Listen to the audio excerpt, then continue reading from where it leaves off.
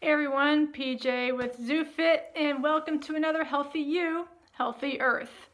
Now, operant conditioning focusing on positive reinforcement is super powerful in developing healthy habits.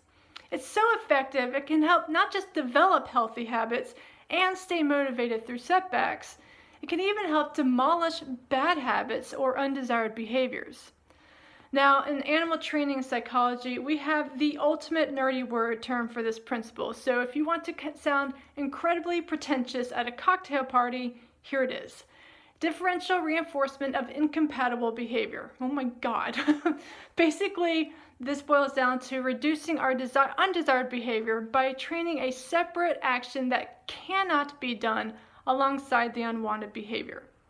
Now, animal trainers use this frequently to decrease aggression among fellow animals, food stealing, and sometimes even lunging at buckets, with a behavior simply known as stationing.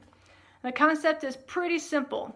You're going to stay on this spot, this specific spot, and you will be reinforced. If you get off the spot, you won't get any reinforcement. In fact, the possibility of rewards may completely go away. And the idea is that the animal cannot steal food from another animal in another spot or lunge at your bucket of food if they are stationed in his or her spot. The two behaviors are incompatible.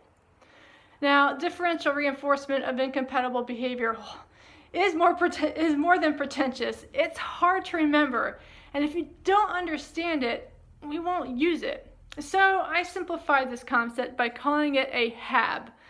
Healthy alternative behavior.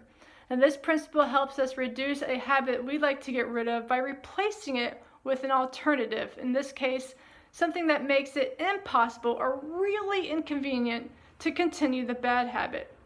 Now, a big instance would be, let's say you really wanted to stop biting your nails. One thing you could do is start wearing gloves on your hands all the time. You physically cannot bite your nails while you're wearing your gloves. And you would also have to consciously take off your gloves, which would give you plenty of time to step between that subconscious stimulus and response and give yourself something else to do instead of subconsciously biting your nails. Now, I personally use this healthy alternative behavior to quit smoking by incorporating or by cooking rather whenever I had a craving for a cigarette. Now, this is a long story made really, really short. We lived in an apartment complex, which meant I could not smoke inside, so cooking was incompatible. And a couple things happened. My cravings for cigarettes went down, and my cooking skills went through the roof. My dad also shared with me that he quit smoking when he was younger by taking up running. For him, he just couldn't keep up the pace of the jog while puffing on a cigarette, so he just gave up smoking and started running instead. Now, what's a behavior or habit that you'd like to get rid of? Think about some healthy activities that you could employ, which would be healthy alternative behaviors, or HABs, and start reinforcing those actions to take over so that you can eat clean, live green, and train positive.